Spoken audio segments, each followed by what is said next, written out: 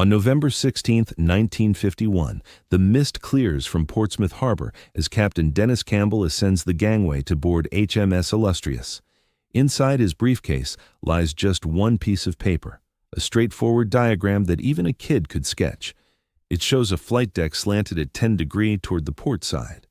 At first glance, nothing groundbreaking. Yet, unbeknownst to him, this basic drawing will rescue countless naval pilots' lives in the next 18 months, outpacing any armament ever devised. Captain Campbell is all too aware of something far more alarming. Over the previous year, the Royal Navy had seen 43 planes wrecked in landing mishaps, 43 aircraft gone, 17 aviators dead, and many others severely hurt. Each incident happened in those frantic last 30 seconds of approach. That critical instant when a 30-ton jet hurtling at 140 mph tries to snag a wire on a rolling deck with a massive steel barrier looming just 60 feet ahead, poised to tear apart any plane that fails, the U.S. Navy grappled with even grimmer statistics. In 1951, their carrier-based flying recorded 776 Class A incidents, crashes leading to fatalities or plane destruction at a rate exceeding 2 daily. Even in peacetime, the Korean War intensified the devastation. USS Boxer endured 7 barrier collisions during one tour. Princeton sacrificed 9 aircraft over a mere 4 weeks. On traditional straight-deck carriers, failing to hook the arrestor wires left no room for error. You'd either slam into the barrier at top speed or barrel into the forward-parked planes, sparking an inferno capable of claiming a dozen lives in moments. The era of jets had dawned, but carrier operations struggled to adapt. The F-9F Panther required 40 knots more speed to touch down than the prop-powered Hellcat. Those new engines needed 7 seconds to rev from idle, a lifetime when you're dropping toward the sea at 20 feet per second. Deck signal officers positioned on the port edge waved their paddles desperately. But once a flyer realized he was too low, too hot, or too elevated, the laws of physics had sealed his destiny. Every flag officer, designer, and experimental pilot understood the harsh reality. Carrier aviation teetered on collapse. Jets represented tomorrow's warfare. But tomorrow meant little when today was slaughtering your crews. What Captain Campbell and everyone else in that Portsmouth conference chamber couldn't foresee was how his radical concept would face dismissal, ridicule, and declarations of impossibility from the specialists tasked with tackling the untackleable, and that the real innovation would emerge not from panels or aerodynamic labs, but from one individual's dogged insistence that brave souls shouldn't perish due to engineering shortcomings. The crisis ignited in 1945 when Lieutenant Commander William P. Rahn executed the inaugural jet touchdown on USS Wake Island. His FF-1 Fireball alighted at 90 knots, 20 knots quicker than any prop plane, and the arrestor wires howled under the impact of that raw momentum. The touchdown succeeded. The red flag went unheeded. By 1950, all prominent navies confronted identical peril. Jet power transformed velocity and ceiling, yet their sluggish power controls forged a fatal snare. With props, aviators could slash the throttle on the paddler's cutoff and drop neatly onto the deck. Jets demanded otherwise. They approached under power, sustaining output until contact, since rebuilding thrust for a wave-off took ages. This spawned a nightmarish bind. Flyers held their endgame paths with engines roaring, locked into the landing, powerless for a sharp ascent if the wires slipped away. Aboard a straight-deck carrier, 4 arrestor lines spanned 60 feet of surface. Trailing them stood the crash barrier, a lattice of metal ropes meant to snare errant jets. Beyond that lay lines of stationary planes, refueling rigs, ammo transports, everything to make the deck a bustling war zone. The numbers were merciless. A Panther at 125 knots devoured 201 feet every second. Miss those 4 wires, and you'd have precisely 2.1 seconds before smashing the barrier. It functioned occasionally. When it didn't, 30 tons of fuel and explosives surged into the forward aircraft at 100 mph. Captain Bruce Williams, airborne ops chief on USS Kearsarge, witnessed 11 fatalities after a barrier gave way in March 1951. The inquiry documented plane rammed barrier at maximum thrust. Barrier buckled. Plane plowed onward into 6 moored Corsairs. Blaze ignited Avgas reserves. 14 planes obliterated. 11 crew lost, 23 wounded. Flight ops halted for 48 hours. The fix most pursued: enhanced barriers. The Brits devised the flex deck, a cushioned surface purportedly able to halt Jet Sans undercarriage. Test aviator. Lieutenant Commander Eric Brown completed 40 touches on it at Farnborough. In official logs, he deemed it viable. Privately, he labeled it downright petrifying. The U.S. erected beefier barriers. The Bureau of Aeronautics poured $3.2 million into the Davis barrier setup, a contraption of interlocking cables engineered to halt a 25,000 lb aircraft. Operating at maximum speed, the system was remarkable in success, but utterly destructive in failure. Robust containment measures couldn't stop the mishaps. They merely limited their spread. Every experienced naval flyer recognized the core issue: the carrier's deck design itself. In June 1945, Captain William T. Raseur, who led aviation military specifications at the Deputy Chief of Naval Operations Office, noted, "Existing landing methods compel every plane into a 60-foot strike area with no tolerance for mistakes. Such an approach clashes with the capabilities of jet planes. In essence, our carriers were built for prop-driven planes that could touch down at 70 knots and pull up at the final moment. Jets arrive at 130 knots without the option to go around. We're attempting to operate 1952-era aircraft on 1942 vintage vessels. Fatalities will continue until we address this flaw." There was universal consensus. The flaw was evident to all, yet no one could remedy it. The British experimented with flexible decks. The Americans pursued improved barriers, secondary restraints, and safety netting setups. The French focused on lightening plane loads. None of these efforts succeeded. Incidents kept rising. What was required was a bold thinker willing to challenge the unquestioned assumption: why must the landing zone run parallel to the ship's centerline? What they truly needed was Dennis Campbell. Captain Dennis Royal Farson Campbell wasn't positioned to resolve such dilemmas. He held a bureaucratic role. Born on November 13, 1907, in Southsea, England, he joined the Royal Navy in 1925 as a midshipman. He gained his pilot wings in September 1931, just in time to handle cloth-covered biplanes, yet soon enough to grasp that carrier flying was no mere pastime for elites, but a field requiring meticulous technical expertise. In World War II, he piloted Fairey Swordfish torpedo planes, those outdated machines that still managed to disable the Bismarck. For his efforts, he received the Distinguished Service Cross. No one labeled him a prodigy or a forward thinker. Post-war, Admiralty placed him at the Ministry of Supply as Deputy Chief Royal Navy Liaison, essentially a clerical position overseeing technical communications between the service and private firms. He lacked any formal engineering background or higher qualifications.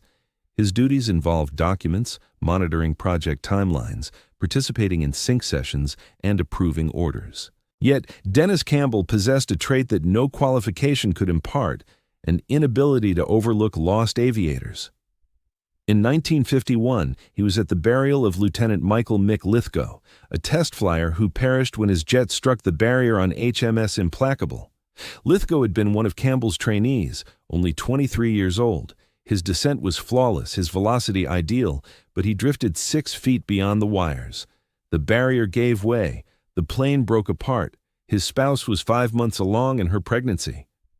Standing by the grave, Campbell later confided to his assistant, Lieutenant Commander Nick Goodhart, "This madness has to stop. We're killing our own with the gear we provide. A flyer executes perfectly and perishes anyway because 60 feet offers no safety buffer. There must be a different solution."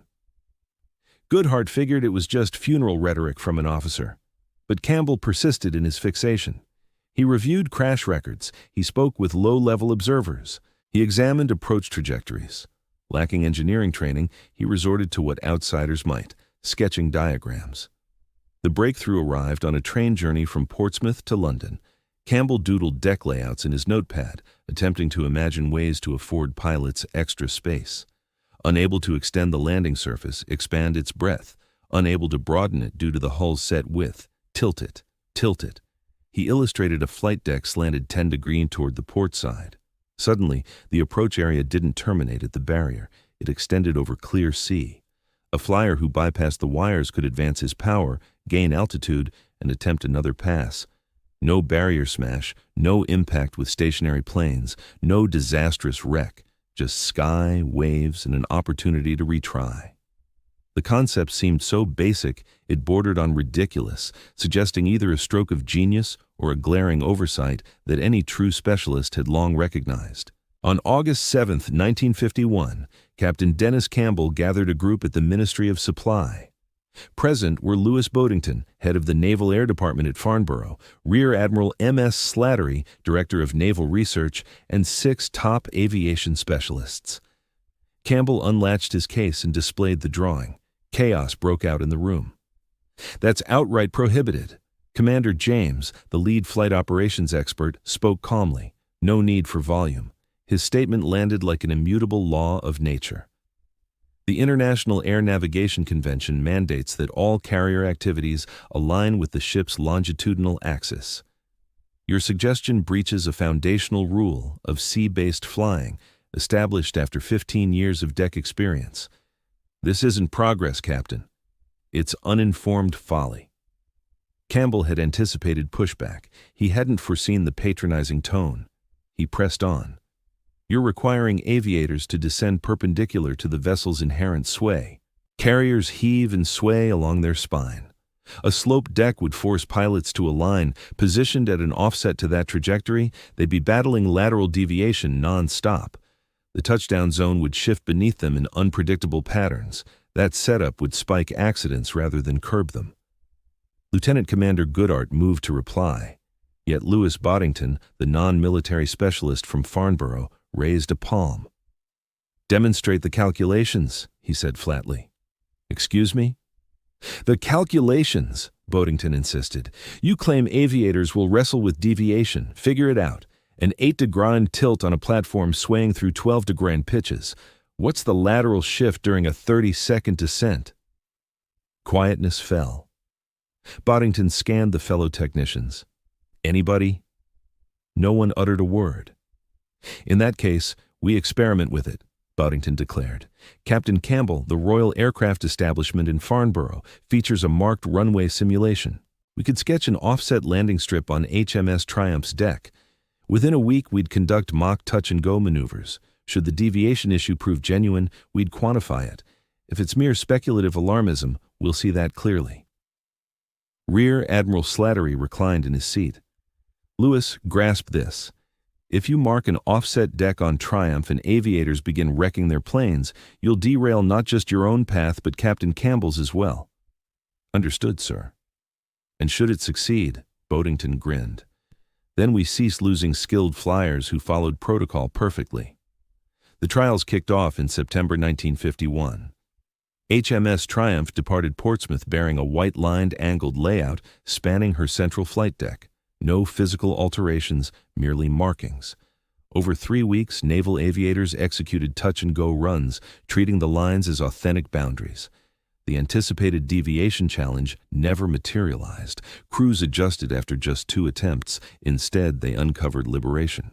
Lieutenant Peter Chilton, among the evaluators, recounted later, "I approached too elevated, drifted beyond the arrestor cables, and for the initial time in my service, fear didn't grip me.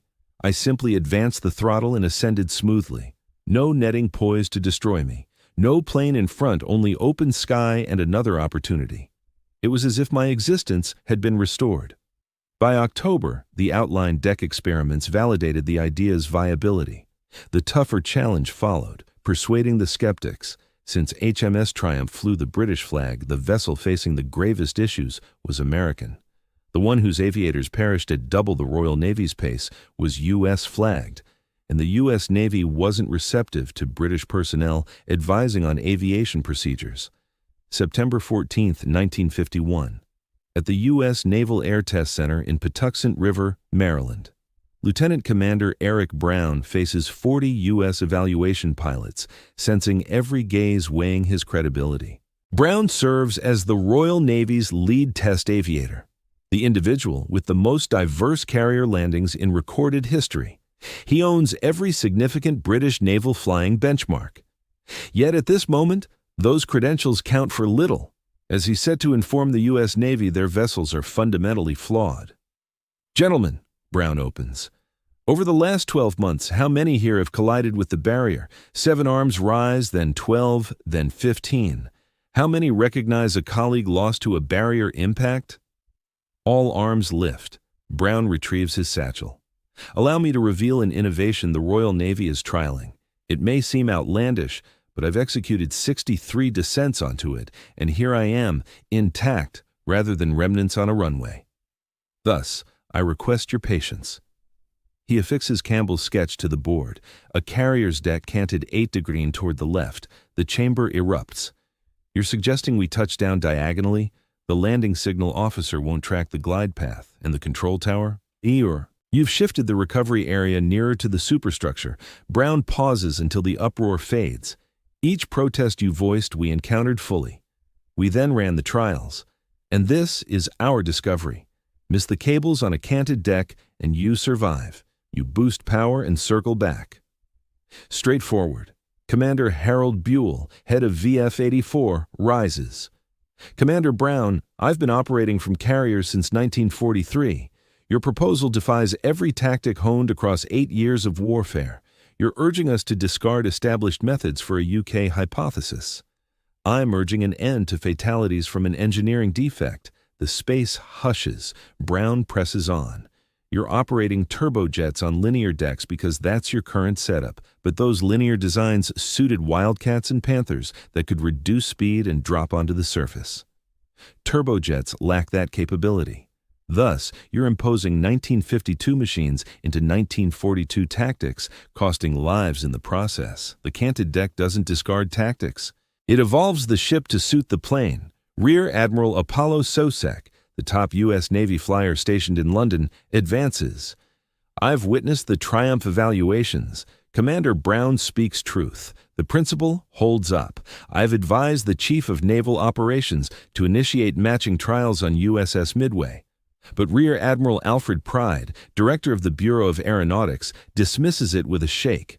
"We have ongoing trials for fixes. The Davis barrier achieves 98.7% effectiveness." 98.7% of what? Brown cuts in. "Of the planes that strike it? But what of the aviator? Those pilots who spot the obstacle ahead and bail out in sheer terror before even getting close, or the ones who opt to splash down in the sea instead of chancing a high-speed smash into the barrier? Your numbers might highlight how well the barrier holds up, but they say nothing about keeping aviators alive." The conference room explodes once more. About half the flyers are in agreement, heads bobbing. The rest seem poised to eject Brown from the premises. Admiral Susk elevates his tone. Gentlemen, quiet down. We'll run trials on the angled deck aboard USS Midway. Markings on the surface, practice approaches. Should it prove effective, we'll retrofit a single vessel with permanent angled construction.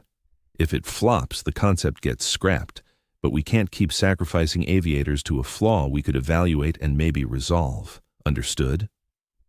Admiral Pride remains on his feet for a full 10 seconds. He utters not a word.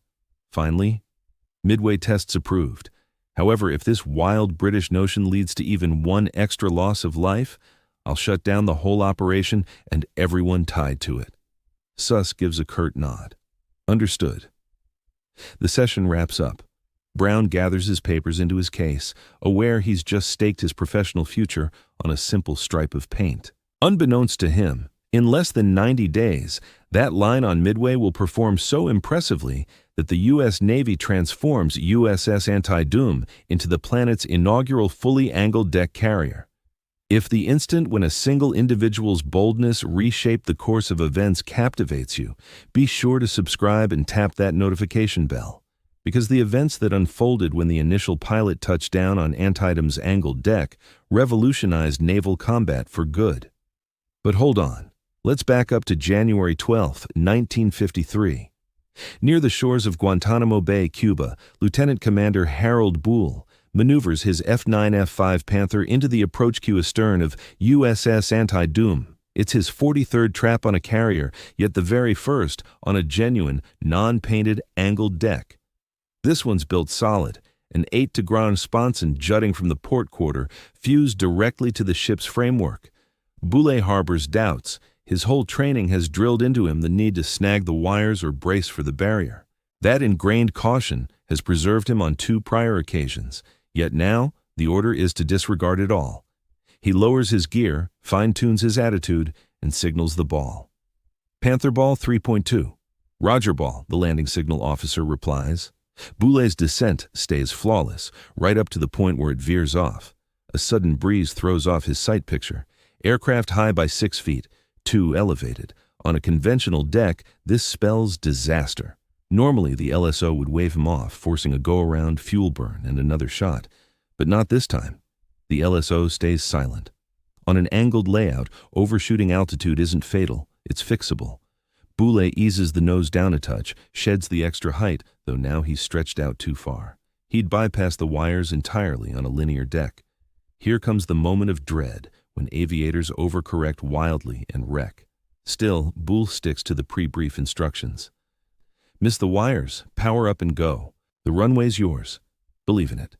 His tires hit hard, 1 rebound. His hook dances past the first wire, the second, the third, the fourth. All gone. In the old setup, the barrier would have shredded his jet by now, but here it's just empty tarmac and sky ahead. Boulay slams the throttle forward. The J-48 roars to life over 6 seconds, an endless stretch that somehow feels like mercy. The Panther climbs. He's airborne once more. In 23 seconds, he's circling back. Second pass. This one hooks the 3-wire clean. Flawless trap. Boulay hauls himself from the cockpit, trembling. Not terror, but a burden of tension he never fully acknowledged until it vanished. In his later memoir, he'd recount, "For a seasoned hook-and-wire veteran, touching down a jet on that slanted deck was pure ecstasy. That day marked the first time in my flying life I approached without the specter of death looming. The mental load that evaporated then, I hadn't even known its full weight until it lifted." In the ensuing 60 days, Carrier Air Group 8 logs 1,327 recoveries on Anti-Doom's angled deck. They note 8 bolters, waved off passes after missing wires. Under straight deck rules, those 8 might have triggered 5 barrier engagements, 2 planes lost, and perhaps 1 or 2 aviators gone. With the angled design, 0 wrecks, 0 airframes totaled, 0 harm done. The evidence speaks volumes. Pre-angled era 1950-1952, U.S. Navy carrier ops saw 647 Class A incidents annually. Deck landings caused 52% of total wrecks. Post-adoption, 1955-1957, Class A mishaps fell to 321 yearly. Landings now just 19% of losses. The drop? 75% less landing mishaps, 80% fewer deaths from barriers. Yet figures alone miss the personal tales. Lieutenant James Davidson brings one to life. On March 8, 1953, Davidson limps his battered Panther toward Anti-Doom. Hydraulics shot, flaps inoperative. Approach velocity 20 knots excessive. Straight deck? He'd have dumped her in the drink to avoid a 145-knot barrier gamble, but Anti-Doom's got the angle. Davidson attempts 4 passes, whiffs the wires each time. On the 4th, he snags the 4-wire. Reaching speeds of 142 knots, he executed the quickest carrier touchdown up to that era. His plane halted just 11 feet from the runway's end. 6 months on, he penned a note to Captain Campbell. "Sir, though we never crossed paths, I'm here penning this because you pursued a vision others dismissed as unfeasible. My little girl arrived last month. I held her hand at birth thanks to your stand against letting skilled aviators perish due to flawed engineering. Gratitude falls short, but thank you all the same." In 1955, the Brits fitted angled runways on Ark Royal. The French revamped Clemenceau. Australians updated Melbourne. Come 1957, all key Western carriers boasted angled decks or were in the process of adding them. The Soviets scoffed at first. But in 1959, following devastating crashes on their linear deck ship Varyag, they adopted it discreetly. Declassified Soviet files from 1993 reveal a 68% plunge in landing mishaps just half a year later. Yet the strongest evidence echoes from the aviators themselves. Captain John Moore, who logged combat flights over Vietnam from USS Coral Sea, shared, "From 1954 to 1973, I notched 947 carrier approaches. On straight decks, I botched the wires 62 times, 62 risks of slamming into barriers, 62 moments that could have ended lives or taken out deck crew ahead. But nah, I just powered up and circled back for another shot. Every flyer from my generation pauses to mourn buddies lost in the 50s to those barricade impacts. We owe our survival to Dennis Campbell, sketching that angle on scrap paper and hounding folks until they listened. By 1975, angled decks were standard. Newbie pilots had no clue old carriers operated any other way. It wasn't a breakthrough anymore. It was simply the norm. The shift wrapped up by fading into the background. That design preserved countless lives, yet Dennis Campbell shunned the spotlight. Truth is, his actions post-invention might astound you further. But hold on, if you know a vet or a military buff, pass this along. Such tales count. Now, on to the fate of the guy who transformed carrier ops. Captain Dennis Campbell dodged media chats on his angled deck brainchild. He rose to Rear Admiral in 1954. He showed up for HMS Ark Royal's christening, the planet's inaugural carrier built from the bottom with that slanted layout. When journalists sought his take, he pointed them toward Louis Boddington and the Farnborough tech crew. The U.S. Navy's invite for USS Forrestal's 1955 launch, the premier Yankee supercarrier with angled deck, steam launchers, and visual guides, went unanswered. He sent polite declines. He was at a Royal Navy lieutenant's memorial instead. Not tied to carriers, a chopper wreck, but the officer had been under his command back in 1943, and Campbell held that you showed for your team's send-offs, period. In 1957, Admiralty honored him with the CBE, Commander of the Order of the British Empire, for naval air contributions. The award note? A pair of lines. He tucked it away in a desk. He left the Royal Navy in 1960, landing a gig as tech advisor for Hawker Siddeley Aviation, tinkering with VTOL fighters. Peers recall his laser focus on aviator protection, bugging engineers with extra backups and controls that seemed overkill. Dennis dragged out every blueprint session, engineer Anthony Marsh noted, probing stuff like, and if this quits during a stormy night, we'd quote the 1 in 10,000 shot odds. He'd counter, so what's the flyer's play when luck runs out? Stats bored him. He fixated on that solo, unlucky soul. Campbell passed April 6, 2000 at 92. The Times obit? 4 graphs. The Guardian stretched to 6. Both nodded to the angled deck. None nailed its impact. The real weight? Since 1953, each carrier touchdown stems from one aviator's defiance against needless colleague deaths. Nowadays, global carriers, US, UK, French, Indian, Chinese, Russian, all run angled. The U.S. Navy's latest Gerald R. Ford-class Beast pack emails launchers and traps. But that 8 degrees leftward tilt? Straight from Campbell's 1951 doodle. U.S. carrier jocks log 15,000-plus traps yearly fleet-wide. Bolter rate, roughly 8%. That's about 1-200 go-arounds a year. Sans angled deck, picture 1-200 barrier threats. Lives spared, dozens yearly. Across 7 decades, tens of thousands. Latour called to Arthur Black, USMC, who piloted FA-18s from carriers 1985-2007. Tracked down Campbell's kin in 2003 with a missive. I never crossed paths with your dad, but I racked up 147 carrier approaches. Landings defined my professional journey. I botched 142 approaches, failing to hook the wires and forced to circle back on a conventional straight deck. Those were 142 moments when death could have claimed me. But rather than that, I simply pulled up and attempted it once more. Your dad handed me 142 extra opportunities. He handed me my profession. He handed me my existence. Speaking for all naval aviators who survived thanks to his ingenuity, thank you. Dennis Campbell didn't reply to that message. He'd passed away 3 years earlier, yet his boy mounted it on the wall since his dad had never displayed his personal honors. Still, he surely would have cherished it as the core teaching. Major innovations rarely emerge from the specialists. They arise from individuals who reject the notion that tradition dictates the only way forward. Captain Campbell lacked engineering expertise. He wasn't a flight tester.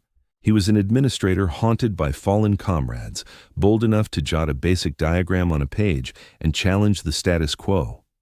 The slanted flight deck preserved more souls than any Congressional Medal of Honor winner. It transformed sea battles beyond the impact of atomic energy or precision munitions. Yet it originated not from panels or research facilities.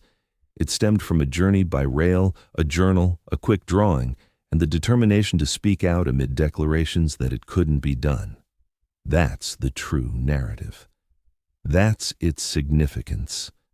For the upcoming Dennis Campbell could be no admiral or technician without qualifications or formal education, perhaps merely an observer spotting an issue that others tolerate and choosing to resist it. The annals of time don't invariably favor the most boisterous opinions or top echelons. At times, they honor the solitary figure, determined not to sacrifice fine individuals for a flawed approach.